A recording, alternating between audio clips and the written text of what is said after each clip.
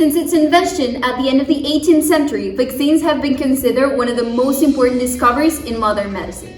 Not only have they prevented many pandemics throughout the years, but they also managed to eradicate many diseases. Still, many people believe that vaccines are not necessary and that they in fact cause more problems. Yes, we're about to discuss the anti-vax movement and debunk all of Karen's favorite arguments. But hold your horses, everybody. Before digging deeper into one of the most discussed topics in the 21st century, it is important we understand what vaccines actually are.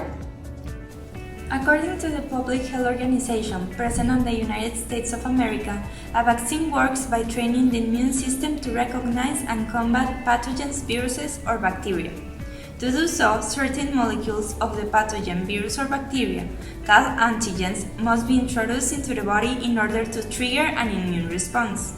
By injecting these antigens and therefore by producing an immune response, the immune system can safely learn to recognize invaders, produce antibodies, and remember the formula to combat them aggressively in the future, before they produce an illness on the host. A curious fact about vaccines is that they don't protect you only at an individual level. They protect your family, your friends, and even entire populations. This is done once enough people are immunized, since essentially a bacteria or virus simply won't have enough hosts in order to reproduce and will eventually die out entirely, which is very beneficial as it prevents outbreaks. However, if too many people forget or refuse to vaccinate, an outbreak may occur, as it has already happened after the article written and published by The Lancet, which claimed that the vaccine against measles had a closer relation with autism. Even though this has been proved to be wrong, over 1 billion of British parents decided not to vaccinate their children against this disease, which caused an outbreak on the following years, as the tendency grew from being 12 cases of measles in a year to 2,000. Alright, down to business. Why is the anti-vax movement such a big deal in 2020? Well, for starters, the anti-vax movement has been around since the first vaccines developed. There have been countless amount of arguments used to condemn this great invention. Number 1, diseases had already begun to disappear before vaccines were introduced. Because, better hygiene and sanitation. Well, yes, hygiene is a key factor in improving human life quality. And yes, it does help with sickness, but not the way you think. Viruses will not discard a potential host just because it's squeaky clean, right? Hygiene actually reduces disease transmission. It does not mean that you become immune to that disease. Number 2 and number 3. The majority of the people who get disease have been vaccinated. And 3. Vaccine preventable diseases have been virtually eliminated from my country, so there is no need for my child to be vaccinated. Okay, it is true that vaccination has enabled us to reduce most of vaccine preventable diseases to a very low level in many countries, and that's great. However, some of them are still quite prevalent, even epidemic ones, in other parts of the world. Travelers unknowingly bring those diseases into any country, and if the community were not to be protected by vaccines, then these diseases could quickly spread throughout the whole population, causing epidemics.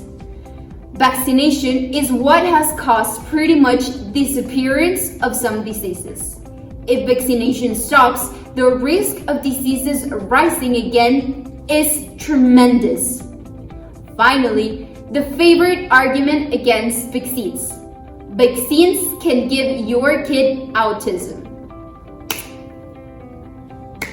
I'm not able to say how this does not make sense, so I'll give the word to someone else so you guys can understand. According to the Center for Disease Control and Prevention, autism spectrum disorder can be defined as a developmental disability that can cause significant social, communication, and behavioral challenges.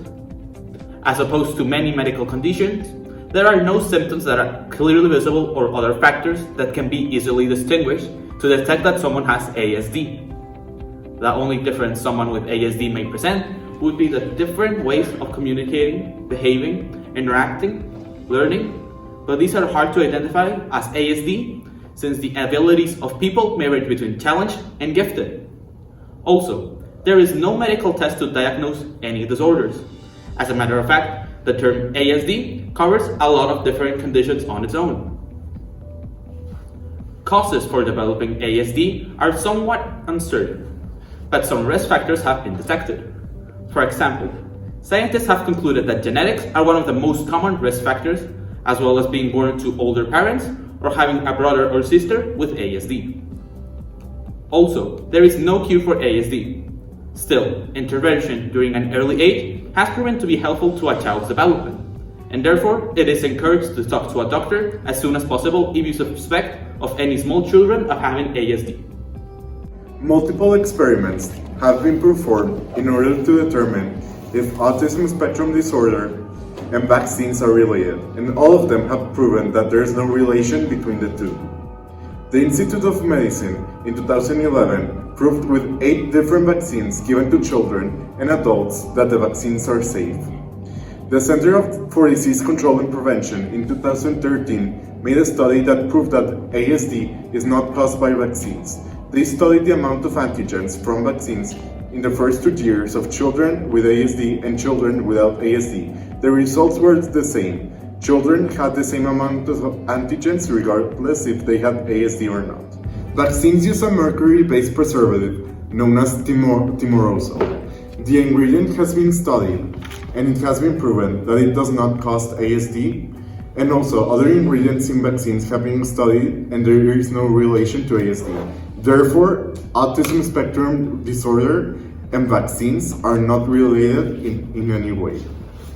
Being vaccinated makes you a risk not only to yourself, but to others surrounding you. Without vaccines, you are at risk of getting seriously ill and suffer from pain, a disability, or even in some cases, death. Without vaccines, epidemics of vaccine-preventable diseases will return, like polio, measles, whooping cough, Haemophilus influenza type B, rubella, etc. These diseases may cause death. Pregnant women who aren't vaccinated are vulnerable to diseases that may complicate their pregnancy. Unvaccinated children puts other children at risk. Many anti-vaxxers think this is the opposite, but there's something called the herd immunity. The herd immunity is a form of indirect protection from infectious diseases that occurs when a large percent of the population has become immune to an infection, thereby providing a measure of protection for individuals that are not immune. Special groups of people can be vaccinated, those with leukemia or other type of cancers, and depend on the general public being vaccinated, so the risk of exposure is lower. And babies that are too young to be immunized can be infected by unvaccinated people. If you don't want to potentially catch a very dangerous disease, vaccinate!